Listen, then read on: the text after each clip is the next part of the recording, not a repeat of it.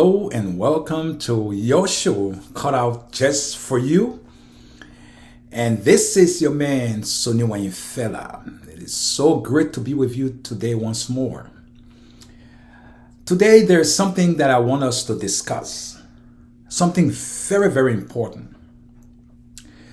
I hope that those of you who will tune into my show won't be baffled by what I am about to say.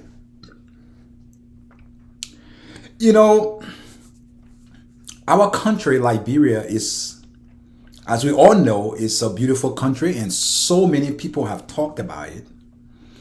Even those who have decided not to speak ill of our country today are showing videos about Douala, the way the place look, the market, people sitting there and eating, and passerbys, and the water is so nasty, so bad.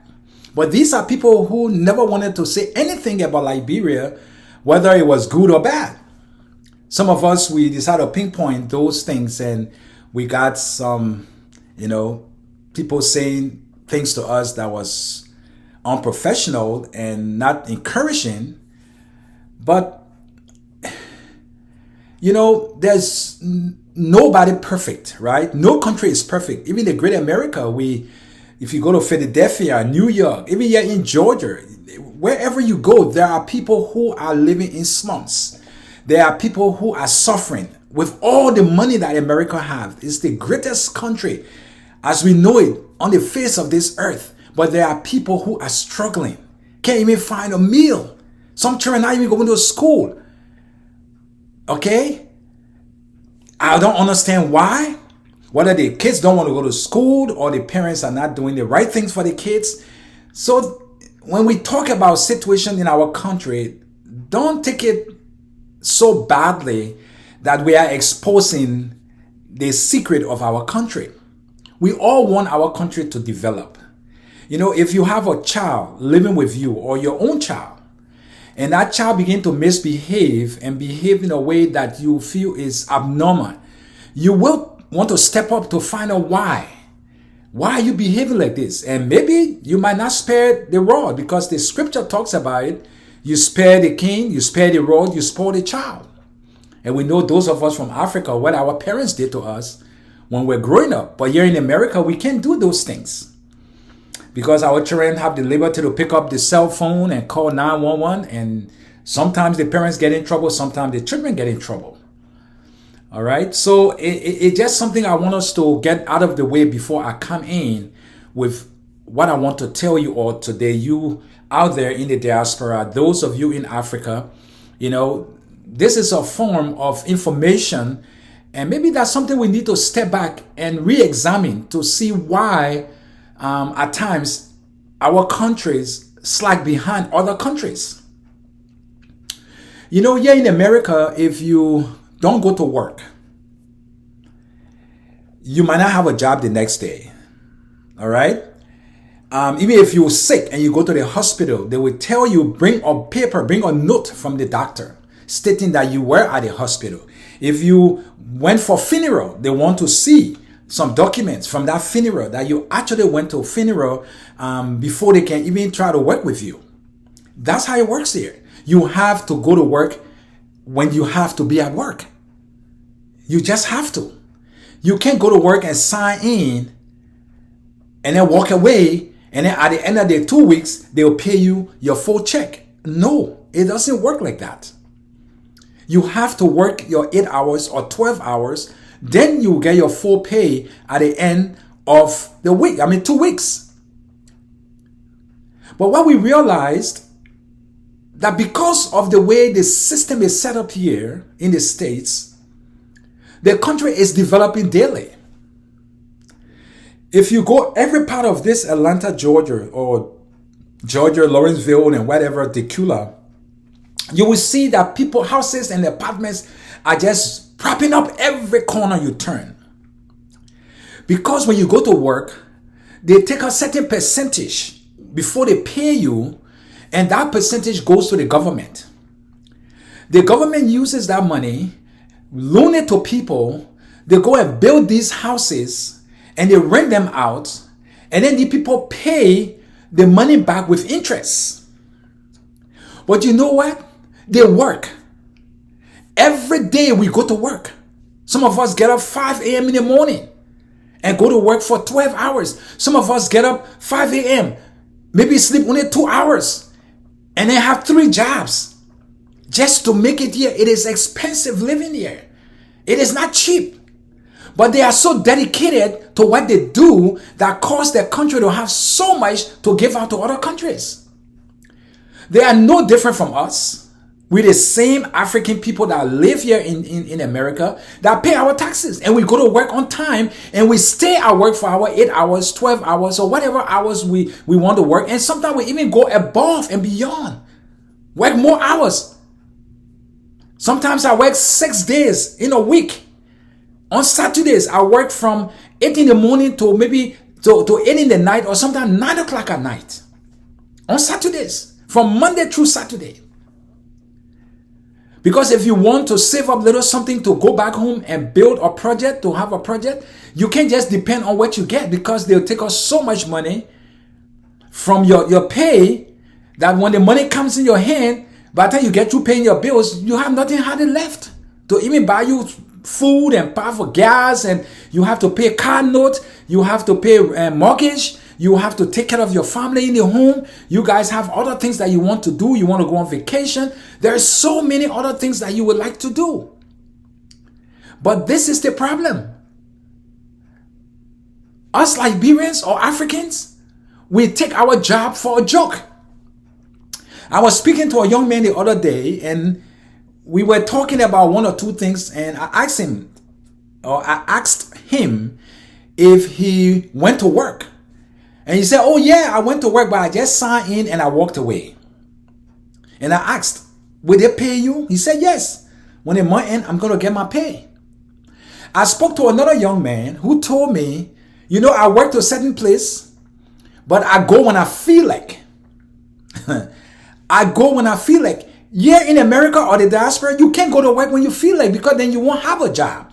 You will be on the street like many people in this place. You'll be living in a little tent on the street, and the police and what will be after you every day to get you off that street. Regardless of wherever you go, they will be after you. And maybe criminals might get to you, and sooner or later you might not be alive.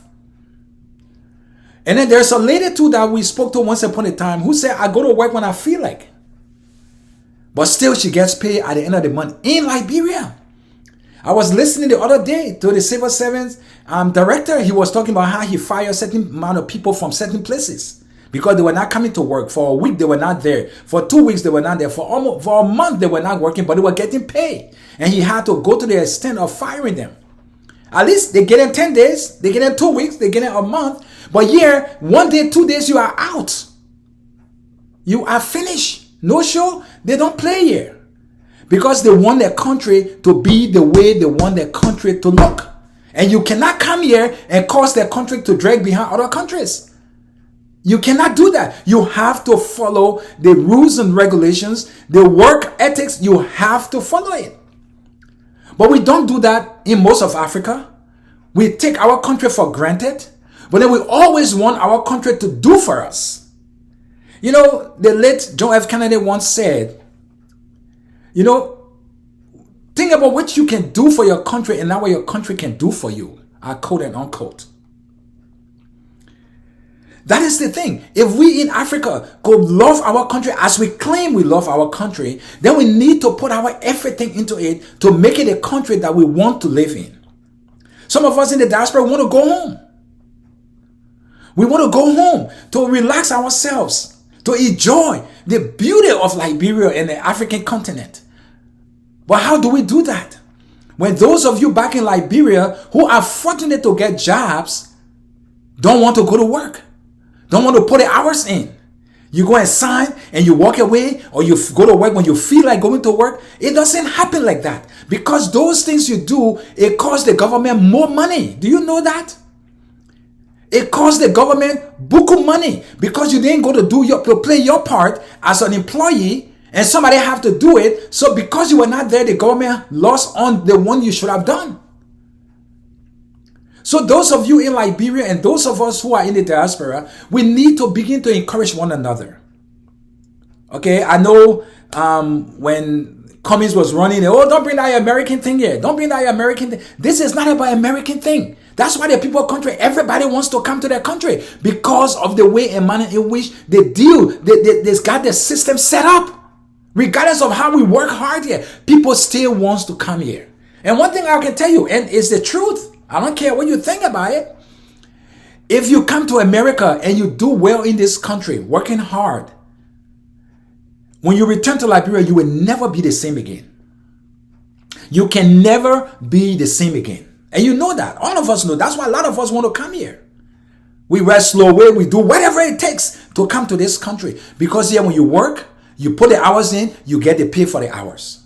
You work double, you will be paid for double. You work triple, you will be paid for triple. Once you work over your 8 hours, anything over 8 hours, they pay you time and a half. So you make more money.